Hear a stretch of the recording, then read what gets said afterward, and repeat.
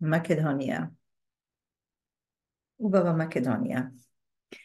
Dobar den, počituvani naši gledači na YouTube kanalot Vo Fokus so Silvana Pavlovska. Danes, ke go završime втори оддел од четивото Димо Хаджидимов, идеолог на македонската левица, како дел од нашата програма посветена на македонската книжевност и историја и делото на Димитар Митрев. Пред да продолжам да објавам дека тоа беа прекрасните гласови на Васка Илиева и Никола Карев, Бадев, Никола Бадев, Староградски бисер, еден од многу убавите староградски бисери. Димо Хаджидимов, идеолог на македонската левица. Необично активна идеолошка дејност разви Димо Хаджидимов и во времето на легалното револуционерно дејствување на македонската левица во младотурската револуција. Тој беше еден од иницијаторите за создавање на Народната федеративна партија на чело со Сандански. И заедно со видниот бугарски социјалист и учесник во македонското прогресивно движење Никола Харлаков ја изработија длабоко демократската програма на таа партија, која се бореше за радикални, социјални и економски промени во условите на младотурскиот уставен режим. И пак од перото на Димо Хаджидимов излегоа низ статии против обидите на официјална Бугарија и на незините врховистички агенти за компрометирање на придобивките на младотурската револуција. Во тие статии тој отворено предупредуваше дека балканските реакционерни кругови и нивните влади подготвуваат воени авантури што ќе му донесат само нови маки на намачениот македонски народ. Тоа и стана по завршувањето на балканските војни. Но тоа не беше никакво пророштво, туку еден логичен став на човек што многу добро ги знаеше вистинските анексионистички намери на балканските династии и буржоазии. И кога двете балкански воени авантури завршија со тројната поделба на Македонија, и кога намачениот македонски народ доживеа нова и уште пострашна трагедија, уште повисоко израсна длабоката патриотска смисла на гледиштата што ги застапуваа револуционери како Сандански, Ѓорче Петров и Димо Хаджидимов. Продолжувајќи борбата и во ново создадените уште потешки услови, Сандански падна убиен во својата родна Пирин планина од наемници на омразениот Кобург. Ѓорче и Хаджидимов го понесоа знамето на таа нова борба и се најдоа на чело на емигрантските маси во Бугарија и на поробениот народ во Пиринска Македонија. Но и сега не останаа пасивни старите врховистички предавници. И покрај дефинитивниот пораз што го доживеа нивното предавство во свеста на македонските народни маси, тие се обидоа да дојствуваат со средствата на перфидна демагогија, прикажувајќи се како поборници за автономија на Македонија. Ѓорче и Хаџидимов наоѓаа дека моментот императивно наложува да се изврши најшироко обединување на сите чесни македонски дејци и да се фрлат масите во емиграцијата и во Пиринска Македонија во борбена кампања за барање од мировната конференција во Париз да се применат во однос на Македонија познатите и шумно прогласените Вилсонови точки за национално самоопределување на народите. Така се создаде во 1919 година по иницијатива од Ѓорче и Хаџидимов привременото представништво на обединетата бивша внатрешна македонска револуционерна организација. Тоа представништво го дигаше гласот на еден среќно остварен Македонски народен фронт, чија основна задача беше да го отфрли распарчувањето на Македонија и да и наложи на мировната конференција создавање една обединета и самостојна Македонија. За таа цел, привременото представништво испрати своја делегација во Париз со специјално изработена петиција. Во Пиринска Македонија и во оние бугарски градови каде што живеа многобројна емигрантска маса, се држеа митинзи со кои најупорно се поддржуваше акцијата на привременото представништво.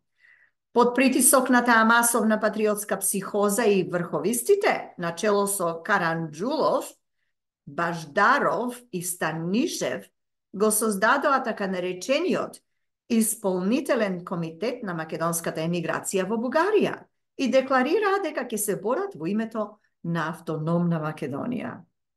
Дури и новоформираните терористички групации на Тодор Александров и Александар Протовгеров се само означуваа како автономистички. И одново стана потреба да се разјаснува поимот на автономија, за да се одвои вистинскиот од лажниот автономизам. И тоа го стори пак Димо Хаџидимов со својата брошура Назад кон автономијата, објавена во 1919 година и широко прифатена од македонските маси во Бугарија и Пиринска Македонија. Во почетокот на брошурата се истакнува вистината за перфидната нововрховистичка демагогија. Од една страна, Врховистичкиот исполнителен комитет декларира пред имиграцијата дека е за автономија, а од друга продолжува да ги исполнува наредбите на бугарската влада и тајно праќа петиции до Париската мировна конференција за присоединување на Македонија кон Бугарија. Но тоа не укажува само на неизменетата сушност на врховистите, туку и на неизменетата сушност на политиката на официјална Бугарија во однос на Македонија. Цитирам: "И денес буржоаската влада", пишува Димо Хаџидимов, "не врши друго освен да бдее да не се наруши молчењето со некој збор за борба против основите на така жестоко испробаната и така скапо платената политика од минатото. И денес таа политика не сака ништо друго, освен да се реваншира, место да ги поднесе сите последици од својот пораз.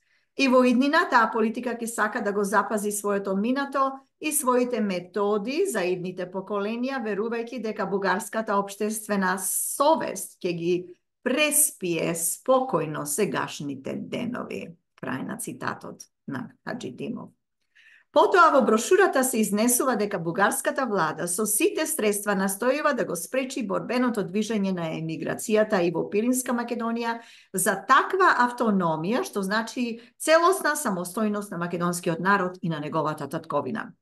Цитирам: "Со притисок и заплашување, бугарската официјална политика се мачи да го парализира во македонскиот народ неговиот инстинкт за самозапазување, да го задуши и умртви никулецот на оние идеи што би го спасиле од непријателската подоба, да ја убие она мокина и жива формула што сама по себе се зародува во неговата свест и во неговата душа.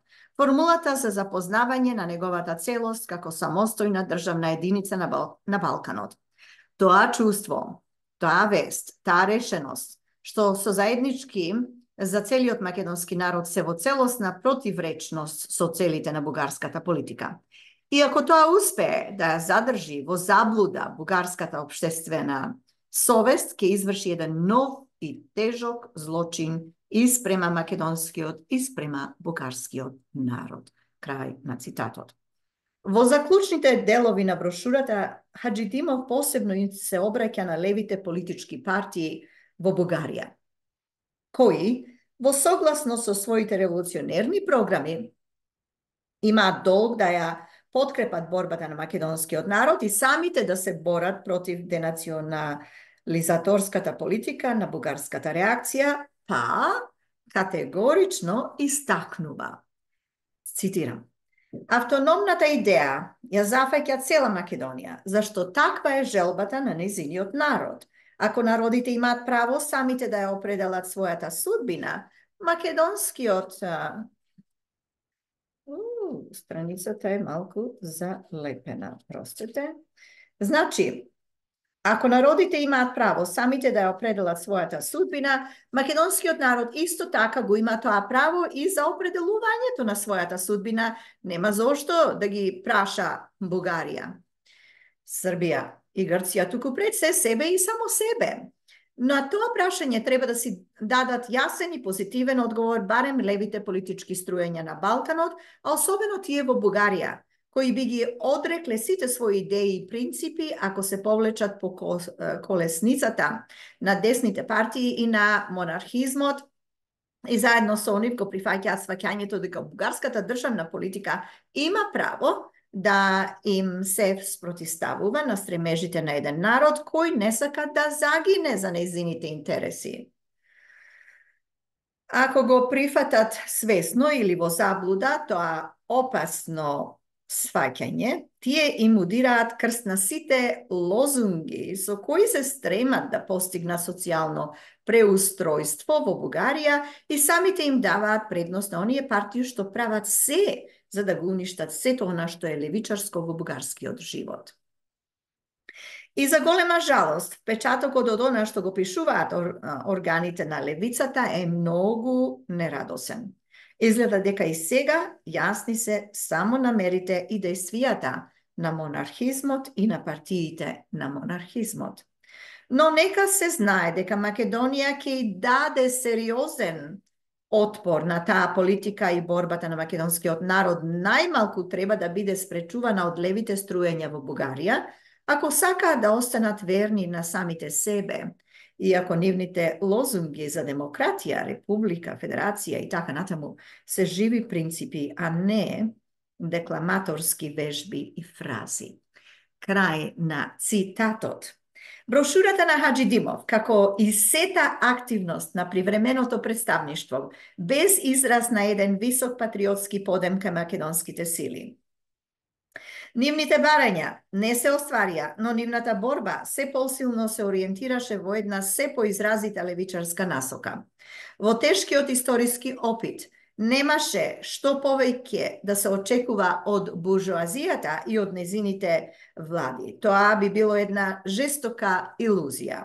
Единствени општествени сили од кои можеше да се очекува подршка беа борбените сили на пролетаријатот и на комунистичките партии.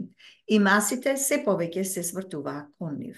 Но и на масите комунистички партии во земјите кон кои припаѓаат делови од македонската територија, се повеќе им се наложуваше прашањето како најцелисходно да се искористи левичарското расположение на македонските маси. Тоа прашање се постави и пред раководството на бугарската комунистичка партија. Одговорот беше, што беше даден од нејзина страна, се изрази во директивата за создавање на емигрантскиот комунистички сојуз. Како функционер на БКП, Хаџидимов ја прифати директивата и застана на чело на емигрантскиот комунистички сојуз. Да се подсетиме дека се концентрираме на четивото насловено Димо Хаџидимов, идеолог на македонската левица, содржан во делото на Димитар Митрев, Пиринска Македонија. Димо Хаџидимов ја прифати директивата и застана на чело на емигрантскиот комунистички сојуз. Тој беше и редактор на неговиот орган Весникот Ослободување.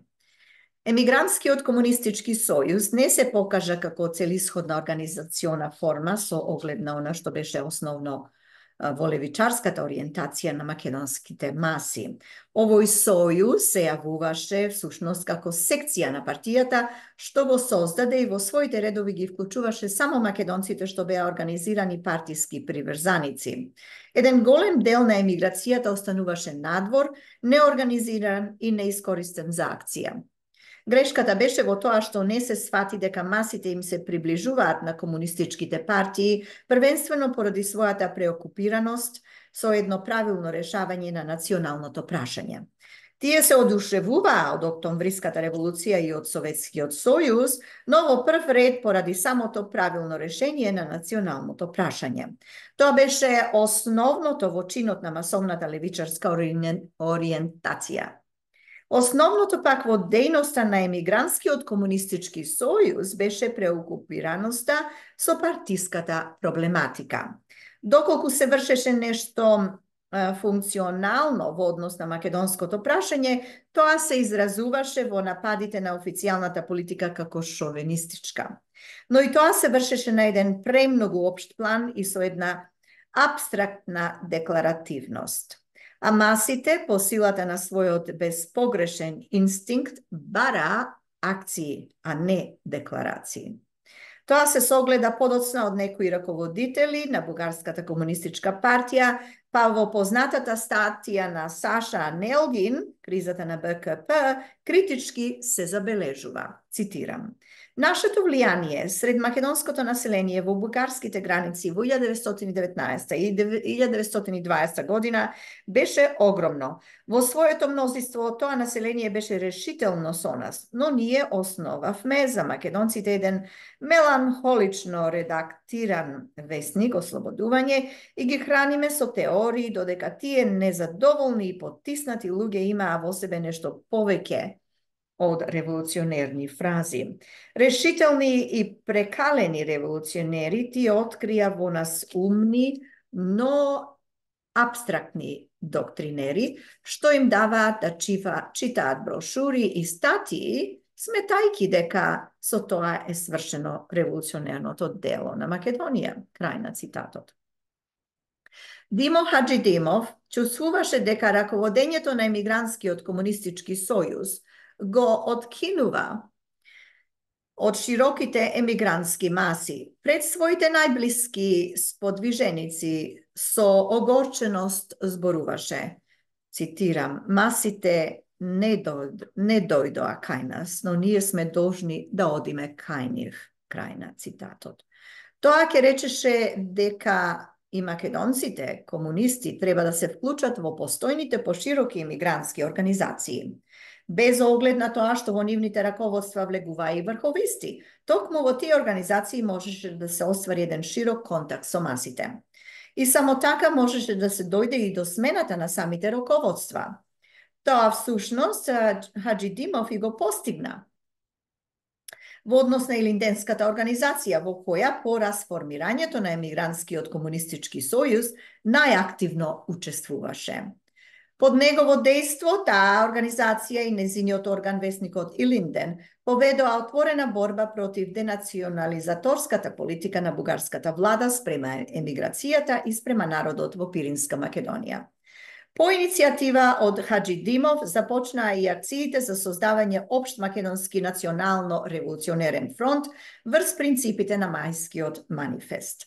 Во таа последна фаза од својата борбена биографија Димо Хаџидимов стори многу во обидите за изградување цврсто патриотско единство, на што поголем дел од емиграцијата врз една широка национално-револуционерна платформа. Сега тој одново бараше од сите вистински македонски дејци да действуваат првенствено како македонски патриоти и без оглед на нивните политички различности.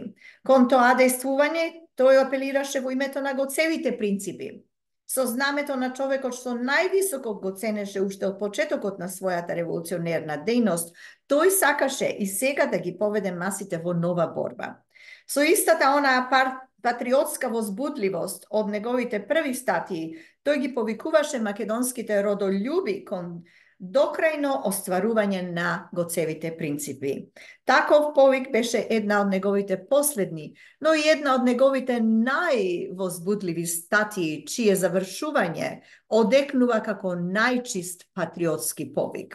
Цитирам: "Ве повикувам во името на Гоце, да ни послужи тоа име како моќна повелба за нашето единствено чувствување како македонци и за целосно и сестрано откинување од ноктите и мрежата на онаа политика, чии носители најмногу придонесоа за раскинувањето и за новата трагедија на Македонија, и кои и денес продолжуваат преднамерно да всадуваат несогласија и конфликти меѓу нас, за да не бидеме во состојба да ја одбраниме татковината од нови заговори и од нови предавства. Сите по патот на Гоце, сите под едно знаме, негово знаме."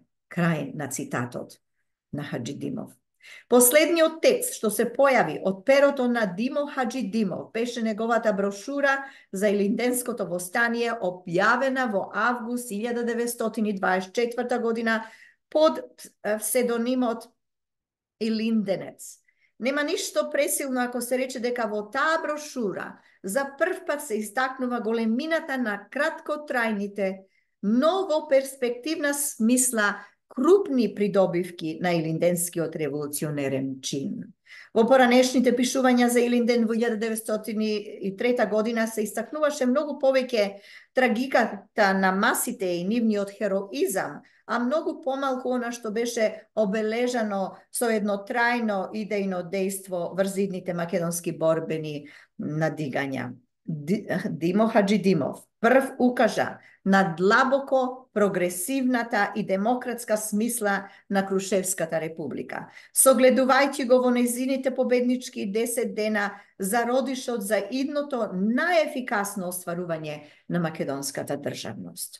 Во истата таа врвна победа на вистинскиот македонски народ беше согледан и ембрионот на федеративниот принцип при полна рамноправност на сите народности во Македонија.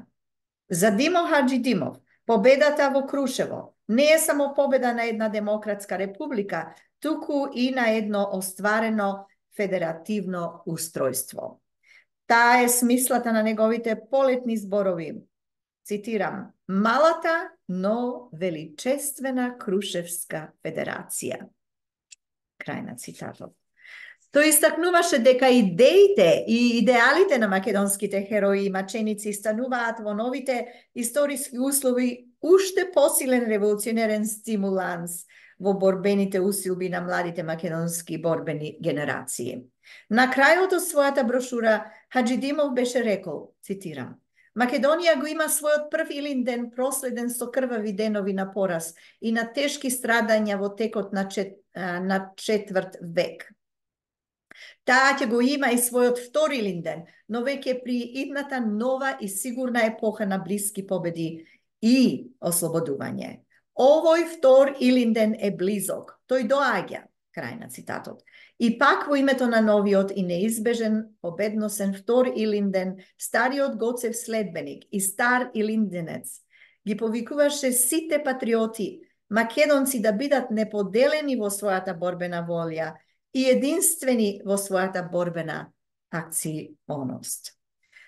Но создавањето едно такво цврсто патриотско единство си остануваше само една жешка родинолюбска желба. Не беа само македонците виновни за своите меѓусебни несогласија и не по собствена волја беа фрлени во меѓусебни крвави пресметки. Тоа беше пред се резултат од една одвратна политика инспирирана директно од Софискиот дворец. Се работеше за цел еден систем на политички убиства во кој мотивот за казнување на така наречените предавници на националните идеали беше всушност подтекст за едно жестоко пресметување со вистински прогресивното не само од средината на македонскиот, туку и од средината на братскиот бугарски народ, вели Димитар Митрев во неговото дело Пиринска Македонија. Со фирмата на македонски убиства требаше да се скрие фирмата на самиот наредбодавец Корбушкиот дворец. Корбушкиот дворец. Австро-Унгарската империја. Доколку не ни е јасно на некој. Корбушкиот дворец. Зад една фасада се криеше едно змиско гнездо, вели писателот. И по секое решително надигање и на македонските и на бугарските прогресивни сили следеа санкциите за нивното крваво задушување. Во оној крвав септември 1924 година, кога по селата и градовите на Пиринска Македонија и по софиските улици паѓаа главите на многубројни прогресивни македонски дејци, падна и главата на Димо Хаџидимов. Сред бел ден и на една од најшумните софиски улици, куршумите на најзлогласниот бандитски терорист Владо Черноземски го сторија она што не успеа да го сторат куршумите на султанската војска кај Баница. Во пресметувањето со хероите на македонската национална револуција, наредбодавецот Борис Корбушки се покажа не само крвав од Абдул Хамид. Оцртувањето на идејниот лик на Димо Хаџидимов природно бара да се одбележи неговото историско значење во развитокот на револуционерното марксистичко движење во братска Бугарија, вели писателот. Хаџидимов не беше само еден од најистакнатите македонски револуционери, туку и еден од најистакнатите функционери и раководители на социјалистичкото и комунистичкото движење во Бугарија. Во почетокот на револуционерниот социјализам во Бугарија, тој најактивно действуваше како патриотски публицист и како партиски функционер во раководството на Учителскиот сојуз, позната е и неговата решителна борба против десните опортунисти и реформисти во круговите на бугарската социјалдемократија. Тој беше близок сподвижник на Димитар Благоев во текот на цели 3 децении. Особено популарен стана Хаџидимов во бугарските прогресивни кругови со својата дејност како комунистички народен пратеник во бугарскиот парламент. Неговите говори беа безпоштедни атаки против најреакционерните бугарски влади. Посебно се истакнуваа говорите во кои ја бранеше првата социјалистичка земја, Сојузот на Советските социјалистички републики, од лажните и клеветнички напади на бугарската реакција. Како говорник, тој се истекнуваше не само со ударноста на изречените вистини, туку и со своите брзи и ненадејни остроумни реплики како одговор на апострофирањата што му ги упатуваа пратениците на буржоаските партии и самите нивни министри. Во еден говор против масовните инквизиции што ги спроведе владата на Александар Цанков врз бугарските работници и селани, говор што по својата острина и моќта на разобличувањето беше незапаметен во аналите на бугарскиот парламент, министерот за внатрешни работи, генерал Русев, го прекина со зборовите, цитирам, "Вие тргувате со вашите идеи", крај на цитатот. Но говорникот Хаџидимов веднаш реагираше со реченицата што значеше една смисла, смела максима, цитирам, "Ние тргуваме со идеи за кои плаќаме со своите собствени глави", крај на цитатот. Само неколку дена подоцна стана тоа плаќање со собствената глава. И во свеста на сета честна бугарска обштественост и во срцата на обичните луѓе, Хаджи Димов израсна како извонредна морална величина. И човекот над идејната цврстина остана за секогаш бесмртен. Како идеолог на македонската левица и како раководна личност во бугарското комунистичко движење, Димо Хаджи Димов трајно се обележи со ликот на целосен револуционер и стана врвен символ на единственото меѓу вистинскиот патриот и вистинскиот интернационалист. Како таков, преку таа прекрасна синтеза, овој син на Македонија стана жива врска меѓу најпрогресивните сили и на македонскиот и на бугарскиот народ. Затоа и во летописот на нивните истории името Димо Хаджи Димов стои во редот на нивните најсветли револуционерни имиња. Ете, завршивме со тоа четиво, содржано во книгата Пиринска Македонија на Димитар Митрев. Следниот пат продолжуваме, се додека не завршиме со ова дело. Следното четиво се вика Кон вистините на една историја и на една сегашност. Да ве подсетам дека првиот дел можете да го следите во посебно видео, а ова е вториот дел од четивото за Димо Хаджи Димов. Јас ви благодарам за вашето внимание. Се надевам дека го задржав.